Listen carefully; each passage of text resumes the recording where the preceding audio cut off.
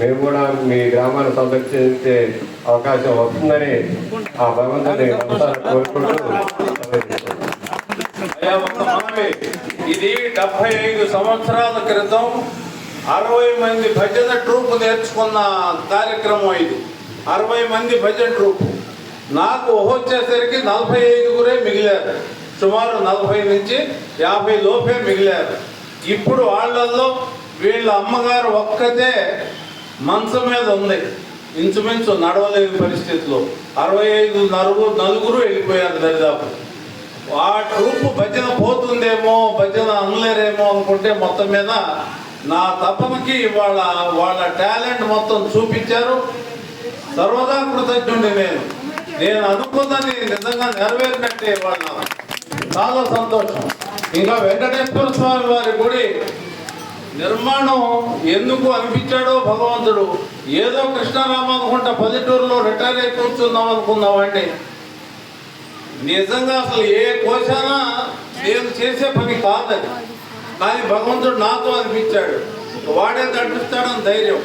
అలాగే ఇప్పుడు అనుకోకుండా ప్రసాద్ గారు హామీ ఇవ్వటం, తప్పకుండా మేము మరొకసారి ఇక్కడికి రావటం వస్తాం. మీ అందరి సహాయ సహకారాలు అందించాలని మరొకసారి కోరుకుంటున్నాను. నమస్కారం అండి. మేము పాడిన పాటలు అసలు మామూలు పాటలు కాదండి. అధ్యాత్మ, అష్టపది, తరంగం, నారాయణ తీర్థంలో త్యాగరాజ కృతులు అండి. మేము మామూలు పాటలు పాడలేదండి. అది మేము పాడి మీకు తెలుసో తర్వాత తెలిసిందండి. మేము పాడి అదే క్లాస్ చెప్తున్నానండి.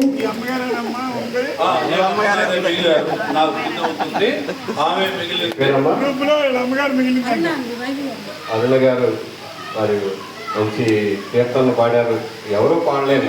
ఇప్పుడు మేము గతంలో తరంగాలను సపరేట్గా మేము చేసి విభాగం చేసి మేము 2015 నుంచి 18 మంది కండక్ట్ చేసాం. ఈ సమాజాలు చాలా అద్దుకు వస్తాయి. ఈ తరంగాలు పాడటానికి 3, 4 వచ్చాయి. ఆ 3, 4 వస్తే ఫస్ట్, సెకండ్, థర్డ్ ఇచ్చేస్తున్నాం. 4, 5వ సమాజం రావట్లేదని మేము ఈ సంవత్సరం ఆ తరంగాల్ని ఆపి కామన్గా పెట్టేసి తాళభజనలో మొళ్ళై కోలాటాలన్నీ ఇంకో విభాగం పెట్టాం. ఈ తరంగాలు పాడటంలోనే అక్కడ క్వాలిటీ ఉంటుంది. అసలు భజన అనేది క్వాలిటీ రావాలంటే తరంగం అనేది పాడగలిగితేనే నిజమైన భజన జరిగినట్టు. వారికి మా తరఫున అభినందన.